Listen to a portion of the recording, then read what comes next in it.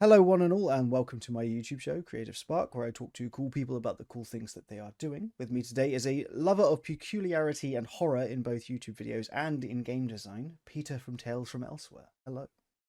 Hello, thank you for having me on. Thank you for coming on. How are you? I'm doing really well. And it felt great to be called cool here because as somebody who was a nerd in the 90s with headgear, braces, and acne, it is a new experience for me. I mean, with nerddom is very much in a completely different place to when it was when we were kids, right? Very true. It's in vogue now. It's cool to be nerdy. I was going to use the Kids word these cool. days, they don't know how it was back in the 90s. Yeah, the risk of sounding really, really old. Yeah, It was very different back then. it was. But it's because you didn't. I do like being able to say, I've been playing Dungeons and Dragons since before you were born to people. Like I like saying that kind of stuff. That makes me sound pretty wise and sagely, right? Yeah, and then it hits you the people you're talking to are half your age, and you're like, Yeah, I was like, oh, that's the yeah, struggle. and they're like my coworkers in the workplace, like, that's scary. Yeah, I'm glad I'm freelance on that one. I never enjoyed the feeling of someone starting a job and they're like 7 years younger than you, and you're like, I don't know that I like how this keeps going. Yeah, you're in a different generation than me now. This Mm. is strange. Yeah, it'll happen to all of you out there. You Gen Z and such, just wait. You'll be just like me, gray in the beard with youths surrounding you. Jeez, we're really not that old. It just No, feels no. it in internet years, which are a bit Yes. like dog years. We're quite Yeah. old The because internet moves fast, it indeed. And, does. and I was off the internet for a long time, so to speak. I didn't have social media before I launched my YouTube channel about Mhm. 6 months ago. I hadn't really been on social media since MySpace. I just I hadn't like done Facebook. I hadn't really done any of that. I just didn't have a need, and so it was definitely strange to try to catch back up uh, about the internet and social media now. So, what sparked you to decide to do that then? Well, that's a really good question. I'd been working on my game, right? Because I'm making this tabletop role playing game for quite some time. And I thought I'd like to try to make this game something real, something more than just a hobby I'm pursuing. And to that end, I wanted to get the word out ahead of time before I try to sell anything. I wanted to put myself out there and see if the tabletop community is interested in what I have to say and the type of game that I'm working on. And so it was an experiment to just see how it goes. I like speaking a lot. I actually have professional public speaking experience. I've taught classes. I'm very comfortable speaking to an audience. And it was a new challenge to speak to a camera Mm. in my office alone. And it was a lot of fun. And turns out people enjoyed what I had to say. And so it's been going quite well. Yeah, it was kind of just an experiment uh, at first to see if it would work. So you obviously you're designing Tales from Elsewhere as well. Are you would you view yourself as a game designer first or as a YouTube person first? Game designer first is how I would put myself. There's not that much time and effort put into the YouTubing Hmm. to the content creator lifestyle because my goals with the platform aren't to turn content creation into a career. Mm. It's really just a way for me to connect with the community and build community. And so I consider myself a designer who's here to give advice on design, Mm. the medium of which is YouTube, more so than a entertainer, I guess you could say. That makes sense. Let's talk about your game design then. Sure. Um, when did you start with game design, and at what point did you decide to start making your own system? Well, I've been playing tabletop games for about 25 years, which to be honest isn't even that long compared to folks who have been playing since the 70s, right? Mhm. But it's still a while in modern times. Yes. And throughout that time, starting with third edition D&D into 3.5 and fourth edition, fifth edition, 5.5, I've always done a lot of home brewing because I like to do homebrew worlds. I like to build homebrew classes, subclasses, or prestige classes back in the day. I was always really interested in doing that. And I've always been a very analytical person. I like assessing games and so forth. And it was actually 10 years ago that I first started to put down ideas on making my own game. Just here and there, though, still as a hobby. work on it for 3 months, and then set it aside for a year and a half or something. Yeah. And it was like so many people, the pandemic was a call to action for a lot of people to pursue certain hobbies more enthusiastically. And one of my good friends, who's actually the editor of my YouTube channel, as we're like a team where we're putting it together, he said, Peter, you should just finish that game you're working on during the pandemic. And I said, all right. And so, okay, you're right. And I'd already, produced full, almost 200-page drafts of this thing before, but that's when I decided to, start reading more on game design, or digging more into it and taking it more seriously, trying to produce a product. We were talking, obviously, before we started recording, you said that you've got a background in philosophy predominantly. Yeah. Where did game design come into that in a professional capacity, outside of just homebrewing and everything else? Yeah. Well, philosophy is something that is hard to turn into a career, apart from just teaching other philosophers or going into law. It's really all people do with philosophy. But what philosophy teaches you how to do is analyze languages as a system, putting together the structure of an argument and really tearing it apart and seeing its disparate pieces, and then putting them back together in a very intentional way, which has a lot to do with how game design is done in tabletop role-playing games, because it's presented to you via language, via words. Mm-hmm. You can't pick up a controller and just experiment like you could in a video game to get a feel for how the game should play. You're trying to communicate to somebody else a structure, and that sort of thinking, all the logic and analytics, transferred very well to it. My day job is a software developer, oddly enough, and that also I felt helped. All this training in logic and analysis helped, because nobody was offering me much of a job out of college with a philosophy degree, so I've had to pivot over time. Shocking, I know. You did this yourself. Oh yeah. But, and I wouldn't trade in that philosophy degree, though. It was so formative for me and taught me how to think so well, and is, I think, how I've been successful in life is because of the training I received. The process of philosophy was really helpful. Anyway, long story short, an analysis of systems and language is the skill that I gained from that. It's really helped a lot in tabletop game design specifically. Where it is all language, effectively. Yeah, it's all language. Whether it's a card game or like you're talking about Magic the Gathering, or Dungeons and Dragons or what have you, all of these it's a communication of rules for people sitting at a table to interact with each other and come to agreements on. Yes. Yeah. Do you prefer the more interpretive version of rules you find in tabletop RPGs versus the more mechanical and surgical language you find in card games? Okay. I like systems. I'm a systems guy. And I'm going to try to say this without sounding bombastic. The space between the rules is less intellectually interesting to me than the rules themselves. So a lot of rules light or narrative first games, the goal is to simply fade away and let the story take the precedence. And there's nothing wrong with that. I just like when there's this mechanical foundation, a scaffolding that you're building on and leveraging. I just find that more interesting. So I guess you'd say I'm more of a mechanical person, but I'm not a math heavy person when it comes to games. And those are distinct. Mathematically complex versus mechanically complex, not necessarily the same. I don't think a bunch of numbers makes a game interesting. I think what you do makes things more interesting. Do you feel like you're capturing that properly with Tales from Elsewhere?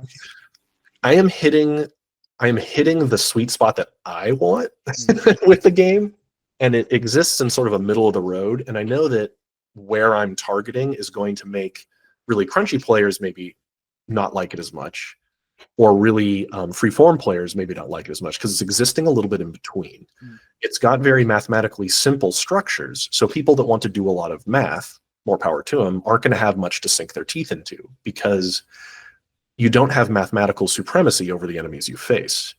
But it's, at the end of the day, has a lot of tactical decision making you still get to do. There's targeting on the body. You have these wounds and injuries that you track.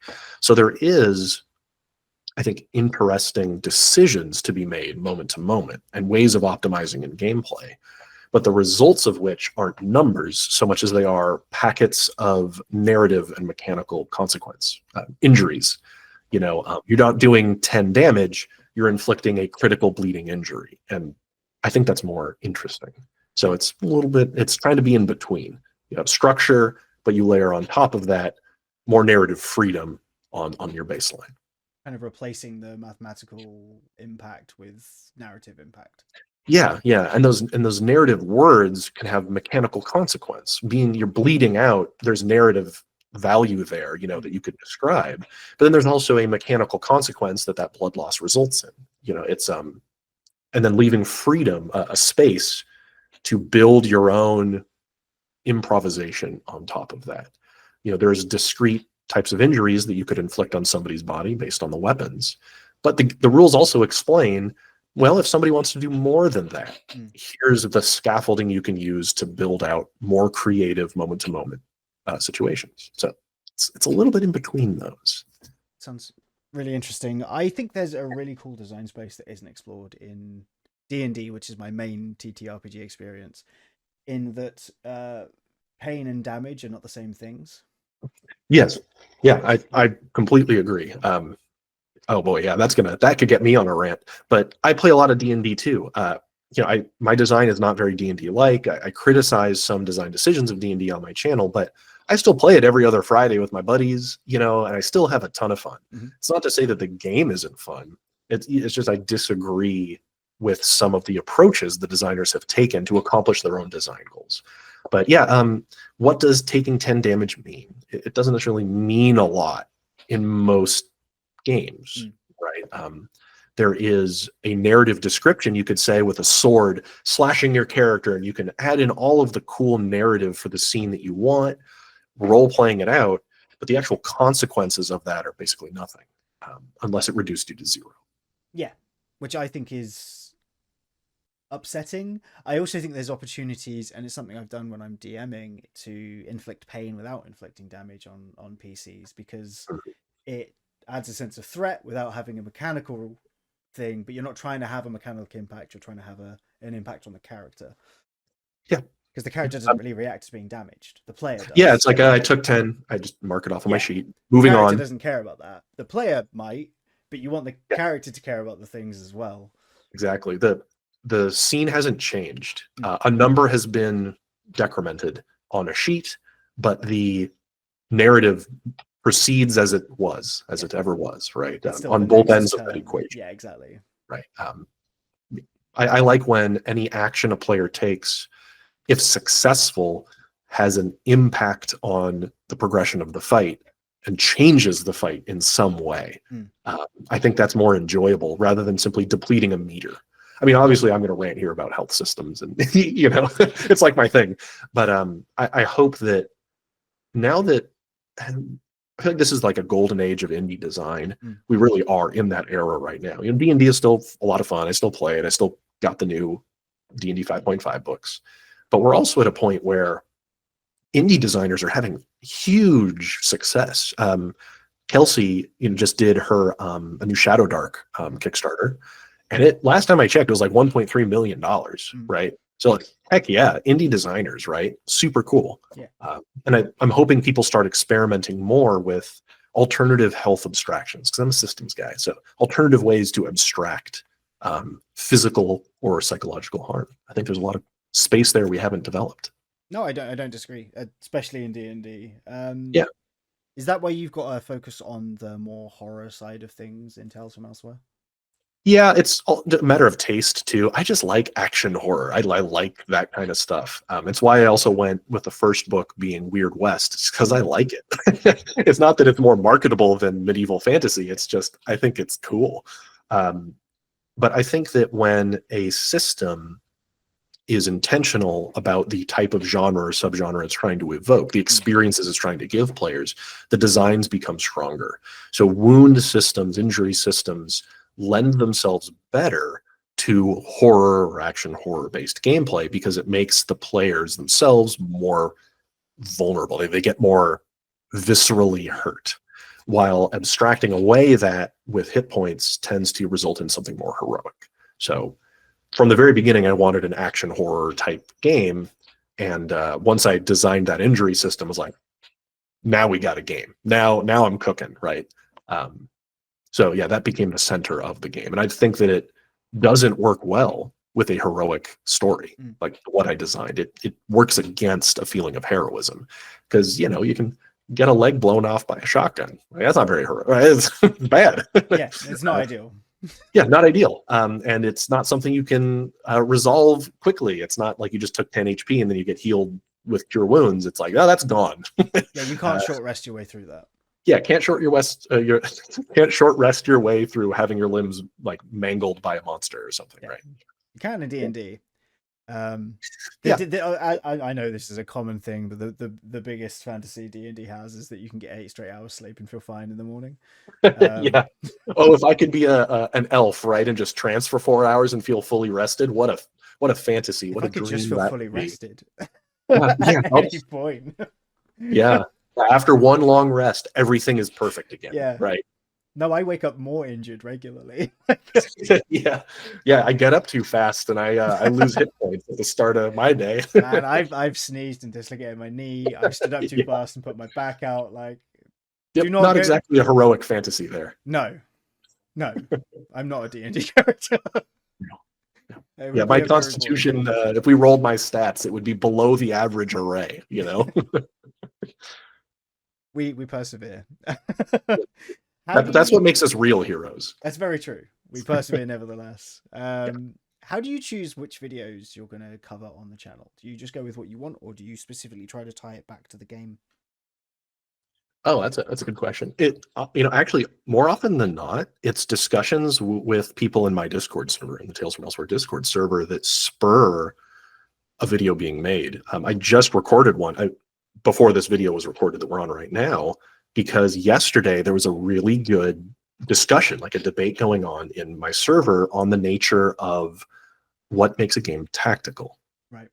Really meaty subject. And I was just chatting with them, had all these different ideas and talked with them. And I just straight up told them, like, guys, this would make a great video again. And then I go and record it, right? And just that discussion was really fruitful. But just like any good philosopher, it's what annoys me that causes me to make a video. Maybe it's something I see on Reddit, like a position I see posted on Reddit frequently, or some comments on some of my other videos that makes me want to unpack it and try to help educate people on better ways of approaching that conversation, right? Like the one that I did a while ago, it was about culture of play, about how I just see these diametrically opposed groups all looking at the same game and coming to different conclusions about the right way to play it. And I see content creators and designers being told they're doing it wrong, right? Like, you're playing Dungeons and Dragons incorrectly.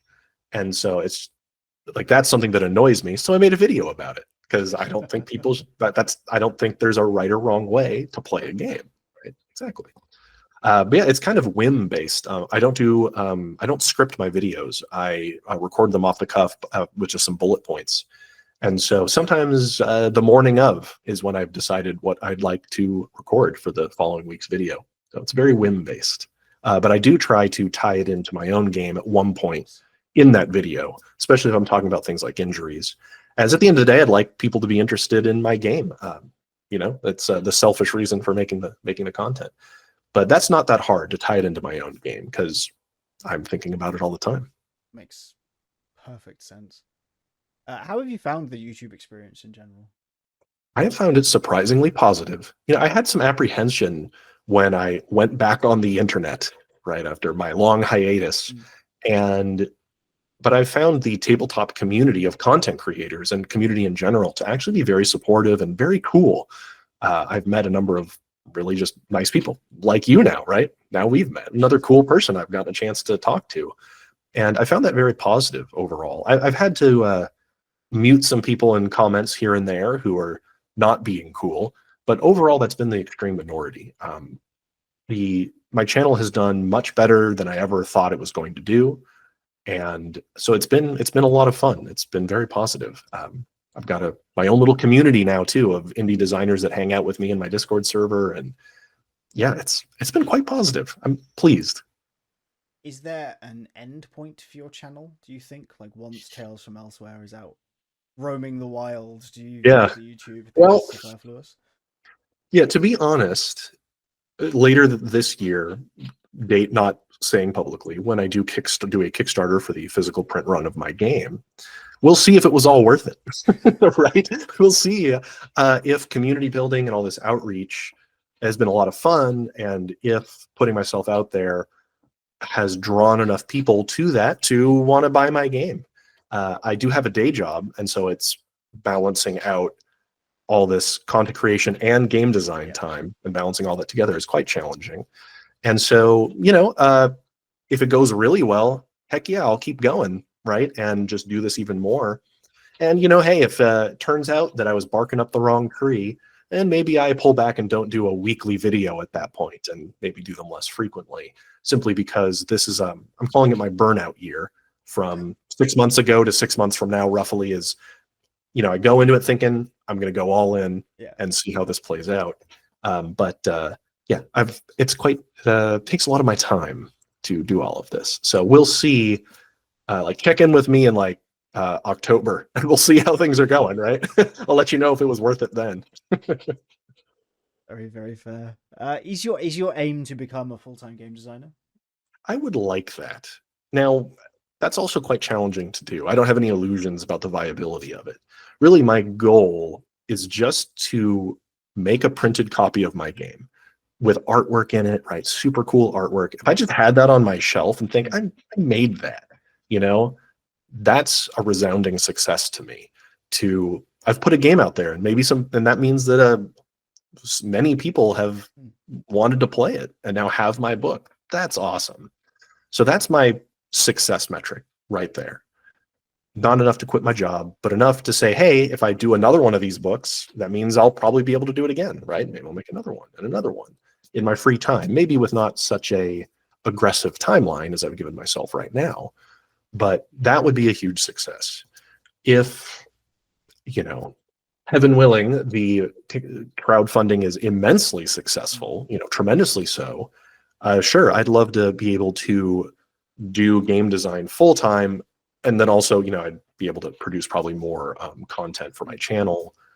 Releasing adventures on my Patreon page every month or something. There's all sorts of stuff I could do, but it is difficult when one is at this point in their life, like I am. Like, I've got a mortgage and a fairly well-paying day job. Hard to counteract that. Like, I'm not in my early 20s in my first apartment, anymore, where I have no debts and very little overhead. So yeah, the dream would be, sure, that'd be awesome if I could turn that into a business. But it's okay if I don't. I'd just be happy to make the book. Will you go on to make a second book, even if it is in this like exact same way that you are now? Is that something you would like to do? I actually have 3 or 4 more books already like stenciled out on what they would be. It's taking the Tales from Elsewhere core rules and just producing more setting books. I definitely would want to keep going as long as it would work. Like, if I'm able to meet the funding goal for Clock World, the Weird West book, then that tells me, yeah, why don't I just keep going? It's a lot of fun. I love making games. And then that would tell me that I'd be able to do so again, and it would work, right? So the next book would be a medieval setting, using the same, gritty, violent rule structure. And then I've got, it was probably going to go medieval, and then science fiction, and then a modern 1980s era, Stranger Things era type of book. But then I've also got the stencil out for a pirate book and all these other, on and on I could go. I have no shortage of ideas there, but we'll see. We'll see how economically viable that is. Is is financially balancing out enough for you to continue to do this? Yeah. If I made back my investment thus far, like if it all sells for itself, heck yeah, I'd keep doing that. That's awesome. I mean, that means that's kind of a dream come true, right? Yeah. There's not a lot of money in tabletop role-playing game production, like in making them. The margins there are very small. But if that many people, if 500 people bought my book, that's so cool. I'll make more books for that community, and maybe it'll grow even more over time. If the crowdfunding campaign didn't succeed, well, I'd have to reevaluate how much time and energy I can reasonably put into this. As right now, I have disposable income I can use this on to buy artwork, right? To pay artists to make concept art and all sorts of cool stuff. But I don't want to like continue to like be in the red, forever. But I'll probably never stop making games, no matter if I'm getting paid for it, just because I like it. Yeah. Is moving into like the third-party D&D space something you've considered? I have thought about that. I will say that, how to kind of put this, I don't find designing for D&D to be all that interesting to me. The mechanics of D&D, I'm just not that into from a design perspective. I think, I mean, I would probably need to rewrite, like to make D&D what I want it to, I would need to first rewrite all the classes, and then, I did a barbarian rework just kind of for fun that I threw up for free on my Patreon page, just kind of as a thought experiment about what makes a class interesting to play. And so, I mean, that was fun to do. It was entertaining, but yeah, it's not something I'm all that interested in doing. Also, because I don't think I have all that much interesting to contribute to that space. That's just not where my design strengths are. I think I'm better at like wound system based stuff. It turns out. Very fair. It's also rebuild all of D&D into a wound system. Yeah, there's an idea. You could. I mean, you look at books like Grim Hollow and the Transformations, or Heliana's Guide and the crafting systems. There are plenty of third-party things where it's not just like, it's not really a supplement. It's like it's a like, whole new system on top. This is 5th edition, but kind of 100%, 100%. When you have some like Nimble 5e, where it started off as just a hack of 5th edition, and then it transformed into its own full game separate from it, just leveraging a lot of the same structures. But things end up being adjacent until they're not, right? Until they are Draw Steel even. Matt Colville was just making D&D supplements for years, and now he finally got to the point where it's time to branch off. It's a fascinating thing, and I wonder at what point game designers look at their work and they're like, I'm just going to make a new system. Well, my game, so Tales from Elsewhere started as a hack of Cyberpunk 2020, the edition that came out in the late 90s. I do not recommend that system to anybody. I don't know what I was thinking. It's so complex and onerous to play, but it's cool. It's so cool. I started off making a mod of that basically as my baseline, because that's often what you do. You start with a game you like and you start tweaking it. And eventually, just like we were talking about with D&D games, it became so different that it doesn't resemble at all Cyberpunk 2020. Like not a single design element still exists from that era. The longest I think I've done one 3-hour stream and one 4-hour stream live before. And I have no trouble filling time if I It's important, I think, especially if you're doing ad-libbed scripts and stuff. Is scriptwriting something you're just not interested in, or is that just something that you prefer the authenticity of just? So like I've kind of mentioned, I have a background in public speaking. I've like helped teach public speaking classes, and what you do in that space is you start off with a script that you read from, and over time you wean yourself off of needing to have the notes and become increasingly comfortable just speaking your mind. Combine that with philosophy classes and speech and debate classes, I'm just very comfortable and often more effective when I don't need to read ahead of time, where I can just explore the subject in real time. And because I have for lack of a better term, jank setup here, it's my cell phone on a stand with a microphone on an arm, and that's it. I don't have a teleprompter or anything either. So a little bit was out of necessity at first because of my simple setup. I didn't want to invest a lot of money when I wasn't sure how viable of course, YouTube would be. But I'm just really comfortable speaking off the cuff. I think I've only done 1 or 2 videos that had an actual script to it. Just my preferred way. Does that feed through into how you run games as well? Do you prefer to like improv stories, or do you prefer to have how do you build your stories? I'm curious.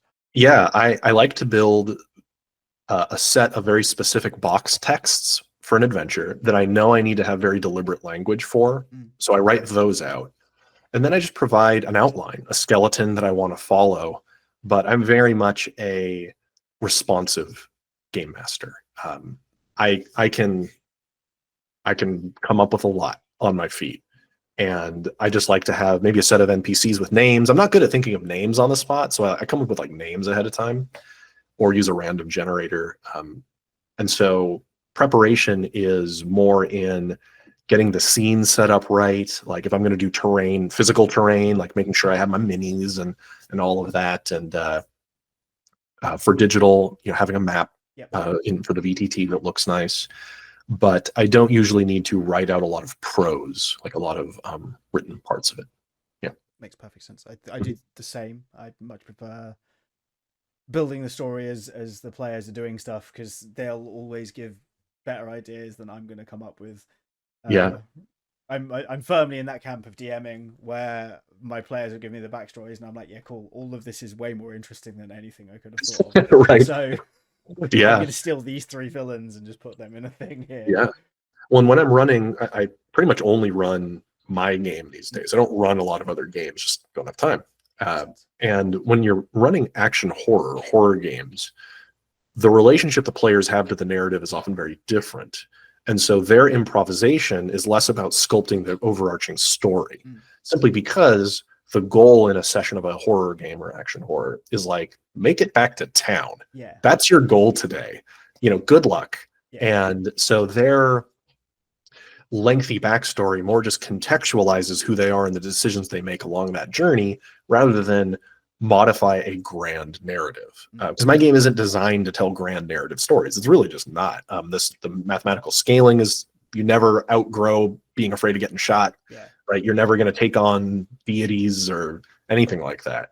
And so it's not designed for long form play. So your relationship to the players and improv is a little different at the end.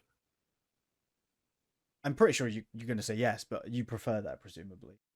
Yeah, I'm a big fan of 4 session arcs, and a set of 4 of those tells a complete story.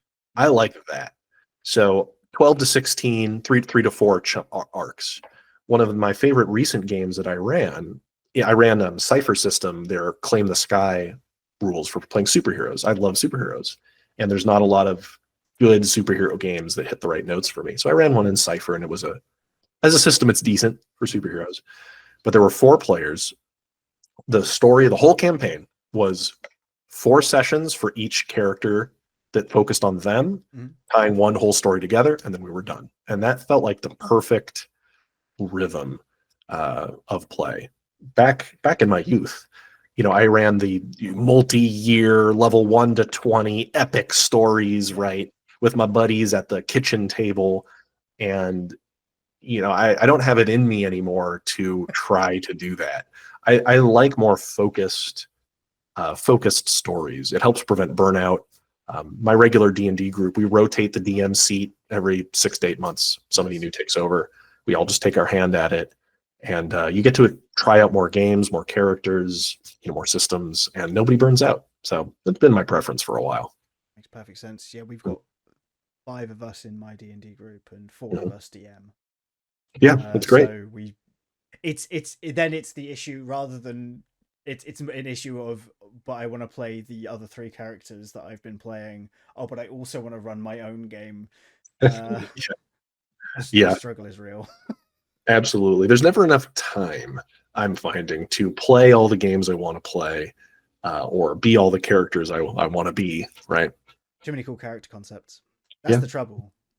And too many cool... I mean, I really like the third-party space in D&D. Yeah. Like I said, D&D, I think I end up playing... I do really like D&D, but also because I don't have the mental energy to learn a bunch of new systems. Yeah, that's how my group often is. It's a lot. It's a lot of mental overhead, especially as the GM, Mm. to learn a new system and run that correctly. And everybody has to learn it and then make their own characters. And it is a lot, especially if you're context switching frequently. If it's every 6 months you have to master a new system, it can be a lot for folks, especially if those systems are bulky, Yes. right? Meaty systems. Yeah. Yeah. Probably should have addressed this earlier. Would you like to tell us what Tales from Elsewhere is? Sure. It's as good a time as any. So Tales from Elsewhere is the name of the YouTube channel, but it is also a brand of games, tabletop role-playing games. And they are action horror with an emphasis on mathematical simplicity, but lots of interesting decisions you still get to make. Very visceral, brutal combat using a wound system. The first book, the one that is I talk about the most, is called Clock World, which is a post-apocalyptic Weird West setting, which is just a series of words that I love to hear. It's not a big subgenre, right? The Weird West subgenre, but I love it. So that's the game that I'm working on right now. And the YouTube channel talks about game design principles, as well as talks about how I've used them to build a game I'm currently working on. Very, very cool. If you had to give someone like a 5-word sales pitch on Tales from Elsewhere, what would it be? 5 words. 4? 4 words? No, who is it for? Who is it for? The game is for people that want expedient but brutal combat in a game. I'm going to use more than 5 words. You can use as many words as you want. Okay, that makes sense. I fully changed the question. Sorry. Yeah, it's people that want to have a tactical gameplay experience that isn't onerous to play or run, where the decisions the players are making are more contextual and simple, but still very visceral. It's if players are frustrated with the attrition nature of hit points and want to try something where every player action can result in limb loss and impaling people and all sorts of gruesome stuff. Have you always loved horror? Yeah. Specifically action horror as well. Like I love that intersection. Yeah, Predator is like one of my favorite films. Alien is horror, and then Aliens is action horror. I love all that stuff. Oh yeah, love it. I've always loved westerns, so just putting them all together. Weird West makes perfect sense. It's basically like Eldritch West stuff. Yeah. If you're familiar with Deadlands is the big name in the Weird West space. There's not a lot of films that fall into like horror Western or Weird West. Very, very few. Bone Tomahawk is the most noteworthy one of the last decade. Extreme content warning for anybody who wants to watch that movie. Extremely rated R. Not for the faint of heart. Really good horror Western, but just gnarly movie. Yeah, that's just genres that I've really enjoyed. I think they're so fun. The thrill of action and the horror of a horror game, right? Or of horror stories. These together is just so cool, so evocative. I find myself getting more and more drawn to body horror, specifically in my character design. When I'm building my own PCs and when I'm building NPCs and stuff for my worlds, which is strange because I'm a coward when it comes to horror stuff. I don't watch a huge amount of horror. I get horrible night terrors, and the last thing I need is more fuel for that. Yeah, more fuel to that fire. Yeah, I don't need that. My wife occasionally has to wake me up because I'm screaming in my sleep and stuff. Like, No. I am the horror. Don't watch Bone Tomahawk then. I won't. I'd immediately deleted that. That was gone. Purge that from the memory banks. Body horror is a great source of horror, and I think a lot of people mistake what body horror is. Body horror is the fear of being changed. Right, it's an external force changing you and corrupting your physical form. It's not like a person that has one of the incorrect ways people imagine it is somebody that has some sort of physical disability or impairment is a form of body horror. That's not the case. It is like the thing is body horror. It's your body being replaced by something else, being taken. Zombies are a form of body horror. It is the familiar of us being corrupted and turned into something horrible, right? That corruption of the flesh is what body horror really is, which Lovecraftian stories often play on. And going past the age of 30. Yes. As previously alluded to. Yes, indeed. I think a lot of my interest in it comes from my hypermobility, because my body is such a Interestingly designed vessel. Yes. And I've got it Your easy meat compared to mech some suit people. has some design flaws, maybe Yeah, we would there's say, just right? like extra bits, like extra joints there shouldn't be, and all sorts of stuff. It's Yeah. great fun. Very Yeah. strange design choices. Yeah, like we were saying before recording, like the random table that we did Yeah, for character creation has some funny results on it. yep, Like yep. who added that to this D20 Yeah. table? Well, Yeah. whose idea was it? Why did I roll on the wild magic table? Yeah. Can I have re-rolled, please? I get Honestly, a get a different stat array, reorder them maybe. it's a solid through line. My dice luck is shocking. Consistently, digitally and in the real world. I used a Google Dice thing once when I was playing Yeah. Snakes and Ladders with my daughter. Still managed to consistently roll like ones and twos on a D20. Well, at least it's consistent, right? Consistency is something I can work with at the very least, right? I Yeah, know you how can to plan build around characters around that. Yeah, exactly. it. Yeah, exactly. That was my episodic whinge about my dice luck. I actually don't think I whinge about that much. I Well, and probably that do. makes me think of talking about tabletop game design. Something that a reason why we were kind of asking, where I was like, I don't find D&D all that interesting for me to design in, is I actually dislike 5th edition D&D's swingy use of the D20. There's very little randomization control the players have over that outcome, as opposed to other systems in which your bonuses start to outweigh the randomization of the D20. The bound accuracy structure of 5th edition means that you don't outweigh that D20's wild swing. Yeah. And I don't like that as a personal preference when it comes to design. And so in my game, your bonuses outweigh the randomization more substantively, and the players have more control over success and failure chances via working together and using tools or consumables. It's easier for players to almost guarantee success than it is in a game like D&D, in which really the only thing you can do is get advantage. That's all you got, which is roughly like plus 4.5 Yeah. average to your bonus. Which is unusual because it's meant to be heroic fantasy where you're meant to be good at things, right? So it is a peculiar design choice in that. And they can never change it. Not really. I mean, what Pathfinder Second Edition does is your numerical bonuses start to outweigh the randomization because it scales higher, right? So that's their way of counteracting that. But I know that D&D wants to have the D20 roll to be a moment you zoom in on. That its tension of what could it be, good or bad, is a goal, right? Anybody can get that nat 20 and suddenly they succeeded where there was little chance of success. That feeling is heroic. But the lack of consistency of which a talented person can achieve things is also somewhat frustrating. Who has been especially I've been a barbarian player with all these bonuses and rolling with advantage, and I just fall off a climb that I really like. I had only a 10% chance of failing just because the swinginess of the D20 means it's hard to lock that down. Yeah, I rolled a 3 and a 4 with advantage on a strength check with my barbarian last night, and it was just like, I hate this game.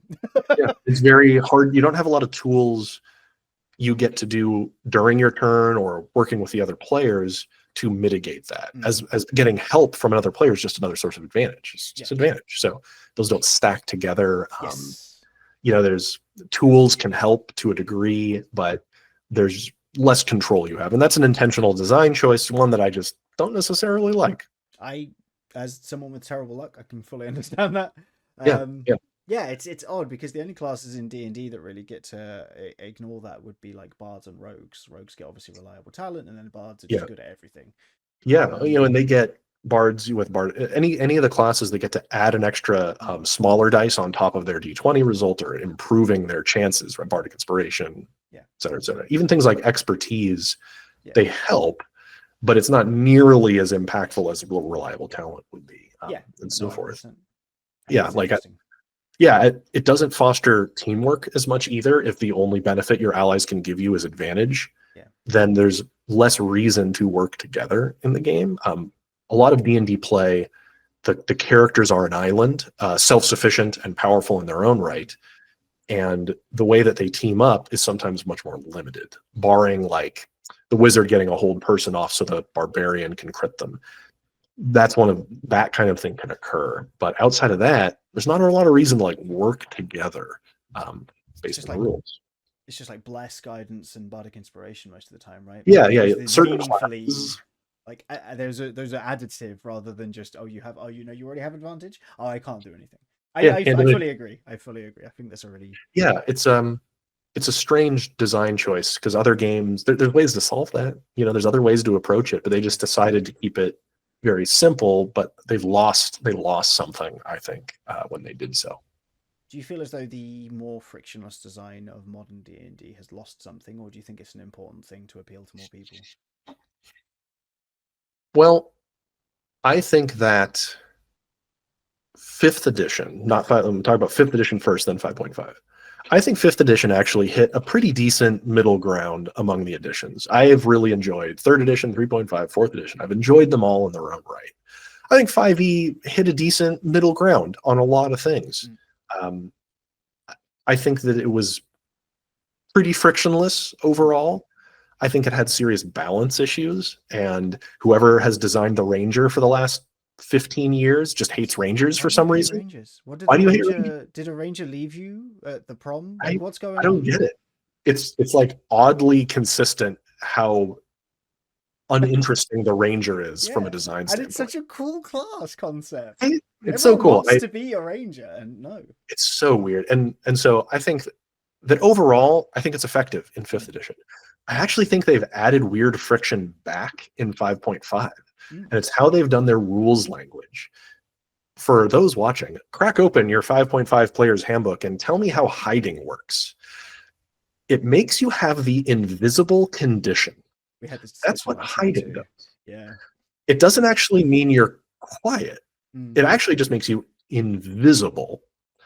That's weird. That's not how You're hiding not works. invisible. I don't like that. I think that has weird interactions with other rules and is conceptually odd. Um, Now, and it's also always the same difficulty. It's always Mm. a 15 you need to hit. That is sure faster, but it doesn't take into account people that are better or worse at hearing you, Yeah. being more vigilant. The GM would just have to like adjudicate that on the spot. Yeah. But that's odd to me, very odd. The way that they've nested some conditions within each other more aggressively now, like stunned and incapacitated, there's just an odd level of bouncing around in the rules as they refer to each other. So they've added an amount of friction back. The new heroic inspiration, I feel, is less smooth than the prior one. Mm. It's you're adding another d20 to the roll, and I prefer when those things are re-rolls. To be We honest, used to like do it as rerolls. right, I've always just liked re-roll. I think It's that's better, right? Because cleaner. you're like, oh no, I failed. Oh wait, no, because it's better than advantage. Because even if you've got advantage, you can still Yeah, re-roll. And yeah. It's so they've added back in some, I think, clunkiness here and there. The way that they've handled types in the new monster manual, I'm not a fan of. I think monotyping creatures is closing the door for such interesting design space. Goblins aren't humanoid fae or something like that. They're just fae, as an example. yeah, And that, like, why? Like, I think that needlessly closes off design structures, and you're not gaining much from it. That's one of my opinions. But I mean, I still play a ton of D&D fifth edition. As they release new editions, I'll probably keep playing them. I've got a D&D group. It's fun to play with my buddies. yeah. But will I buy all their adventures and all the new stuff? Maybe not so much. I used to buy a lot of them at the start of fifth edition, but not enough changed in 5.5 to warrant me buying hundreds of dollars worth of books. I'd say that's my one criticism. I think that's very reasonable. I entirely homebrew all my adventures, so the adventure books are Yeah, effectively useless for me. I homebrew a bunch of monsters, so that's also fairly useless. yeah. Yeah, well, and the new monster manual doesn't move the needle much on monster design. There's Mm. some things that were better, but a lot of it is like, A lot roughly of the same. extra hit points. I think it's needed because the 24 classes, the 5.5 classes are stronger, like Yeah, they're more heavy, chunkier. They're healthier which is boys. something. But then it goes back to what you're saying about like you just does the meter go up or down? Yeah, it's an arms race at that point. Yeah, When some of the you're just classes, shooting glass cannons at each other and seeing which one yeah, breaks first. yeah, the some of the classes got, I thought, really good facelifts though. Mm. The rogue and the monk are objectively better for in 5.5. Yeah. Like they have better decisions they get to make. They get to do cooler things. The Ranger and the Barbarian, not so much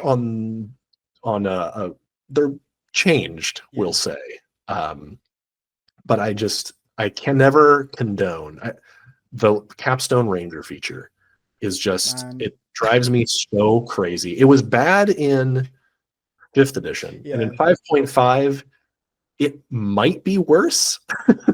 They know how to do it because they fixed the monk's capstone by just being like, you can just have the barbarian capstone for monk. Perfect. Yeah. Just make that the same for every class. If you really don't want to have to think about capstones, just be like, you get 8 stat points. Yeah, and that's at least useful, universally useful. Yeah. Now, the Ranger's capstone is a DPR increase. It is. You do more damage. 2 damage on average, is it? Yeah, it averages out to a little bit more, which as somebody who's played to level 20 more than once, matters basically not at all. Yeah. But it's just the worst sin of it is it is uninteresting. It's boring. When you are, because most people stop playing D&D before level 10. Right. I forget the numbers, but like very few people get past 5 even from their surveys. When you're low level and you're looking at your class, I'm going to see what the cleric gets. And you look down like, I wonder what they get at high levels. It becomes aspirational content for you. And you're like, whoa, I can move mountains, right? When I use my divine intervention. Yeah. Or, the wizard is like, some spells they get to cast for free, et cetera, et cetera. And then you look at Ranger and you're like, oh, that spell I have to keep casting every turn and maintain concentration on all the time does slightly more damage. That's why there's a bunch of Ranger fixes out there. Yeah. And the spellless Ranger they had as an Unearthed Arcana article years ago was one of my favorite redos of the Ranger because Hunter's Mark, well, they leaned in even more into Hunter's Mark in 5.5, which I was hoping they would have gone the other direction. Made Hunter's Mark less of a required thing, but they've simply just tied more of the class identity into it. This is unfortunate. Similarly, I was hoping that in 5.5 for the Barbarian, that they would tie less of the Barbarian strictly into Rage or Reckless Attack. They did the opposite. They tied more of the identity into those things, where now Reckless Attack, once you're in mid to high levels, is no longer a choice. It's a requirement. 100%. In order to use much of the cool new features the Barbarian gets, their new Furious Strikes where they get to like knock somebody away or knock them prone, you have to Reckless Attack. So no longer a choice. And I was like, well, the cast just kind of plays itself. Start a fight, bonus action Rage, Reckless Attack every turn. Yep. That's what my features say that you can do. So there were some steps back in that regard. I don't disagree. We've got a Google Doc of homebrew stuff for our D&D. Because like I said, the 4 of us are DMing. We always end up in chats about how to tweak and things. None of us are even playing Rangers. The only class that has any tweaks is Ranger. I think we did an alright job. We decided that for Rangers, if you're just a Ranger, Hunter's Mark doesn't use concentration. Boom, there you go. That's such an easy fix. Yeah, it's wow, that was easy. Right. And then at level 13, I think you can maintain it on 2 creatures. And if you hit one, you can also attack the other. And then at level 20, it's up to 4 creatures, and you can hit each of the 4 whenever you attack once per turn. That's fun. Right? Yes, the number is going up, but also you get to feel like you're knocking 4 arrows and shooting or whatever it is you're doing, right? Yeah, it's giving them interesting decisions and things to do rather than just number go up. Number go up you got to do because it's you need the number go up. Game. Yeah. But, I want to have more than just attack as my option, right? Yeah. Call me crazy. Well, that's why weapon masteries are so good, because then suddenly, you are attacking, but also you can do these other things. If you've got a fighter with a bunch of different weapons or a barbarian, you've got different options. Yeah. I was playing. Though I will say, having now played a fair bit of 5.5 as a player, the weapon masteries are less of a choice than I was expecting because there are good and bad ones, right? Well, yeah, there's some that are just so much better. Like, what is it? Sap. Is just incredible. It's just so darn powerful. Disadvantage on their next attack is just crazy good. Absolutely god tier, one might say. Giving enemies disadvantage is incredible, and giving yourself advantage on your next attack via Vex, so good. for DPR maximizing, Nick, isn't it Nick? Yeah, it's Nick. Yeah, the His, attack. you'll see all the YouTube guides about how to do max DPR. It's like all dual wielding builds. That's it's not really a choice then. It's an optimization question. Yeah, I don't disagree. Yeah. Right. I don't have multiple weapons that are helping me fulfill different niches all that much, especially if you don't have a magic version of them. Right. If I find my +2 longsword, I'm sapping stuff.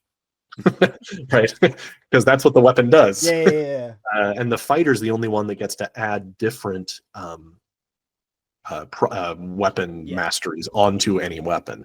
All the other classes, like the barbarian, you pick up something with sap. End of story. Right, is really what you're going to do. Yeah, my barbarian has a shape-shifting weapon which switches between. Super cool. So it's the Path of the Giants class. So I chatted with my DM about it, and the different elemental infusions have different weapon masteries, basically. Oh, super cool. So fire and cold have the greys, so they deal damage even if it's blocked, because that makes sense. You get frostbite, you get burn, that makes sense. The maul has lightning and thunder have topple, because lightning would shock you. Usually you knock things over with that. And then the acid has the cleave one. Oh, nice. Yeah, because it splashes on them. Right. Super cool. It feels fantastic, and that way the character still gets options. I also, the last complaint, monks should get weapon masteries, and it's insane that they don't. It's weird that they don't. Do you know what martial artists do? They master their weapons, I hear. They just play with weapons all the time. Yeah. I've got so many laying around my house as someone, and I don't even get to do martial arts as often as I used to. Yeah. If anything, it's oddly missing from them. The other, I'm going to do one last criticism of the updated 5.5 rules, and that's now that grappling and shoving prone are saving throws, the barbarian is worse than a bard that takes. And the bard isn't like, no one can get better at grappling now, because advantage doesn't increase the saving throw. So a barbarian raging isn't any better at like grabbing hold of somebody or shoving them than they would when they're not. And that's like, oh man, that's like one of the big tactical things that barbarians used to be good at, is manipulating enemies with their athletics or their strength rolls, right? And now it's just a save, same DC. Right, it's that's an unfortunate sacrifice they made. We've got homebrewed grapple rules as well. So I don't even know what the official ones are. Well, shoving prone and grappling, all of that is it's just a save. Based on the save structure, 8+ proficiency plus strength, they just make that saving throw, and then that's it. So no ways to manipulate it, no advantage, nothing. Yeah, weird. Yeah, this is the complaining about game design section of the podcast. Again, for those watching, I still have a ton of fun playing D&D. Right, don't worry about it. Still a fun game, but I criticize some of the designs. I play 3-4. I play a lot. It's all I think about. It's my hyper focus at the moment, so that's and has been for a year and a half. Fully, I get you. So D&D's fun. I'm not in any way. D&D's fun. Some of the rules are weird. Homebrew them, fix them. Just if you're like, oh, this rule, just change it. Just change the rule. You're the game engine. Yep, I do that all the time. I make so many changes when I run it. That's the joy of tabletop RPGs over video games, is you get. And that's your introduction to game design, and pretty soon you'll be making your own game. That's how it always goes. Yep, that's why there's homebrew videos on my channel now. Yeah, there you go. I needed an outlet. It's been an absolute pleasure chatting to you. Thank you so much for taking. Yes, it has. This has been great. Really fun. Is there anything you'd like to plug? Obviously, I will link to the channel and to the website as well for Tales from Elsewhere. So, is there anything else that you would like to plug? Check out, go to TalesFromElsewhere.com. There you can download a free quick start guide to the game, as well as a character creation playtest. There's a bunch of free stuff. There's even a one-shot adventure. Check it out. It's pretty cool. It's all free. It's got artwork in it and everything. It's a lot of fun. There is one thing I would like to shout out, assuming this video is out within the next month. Thursday. Perfect.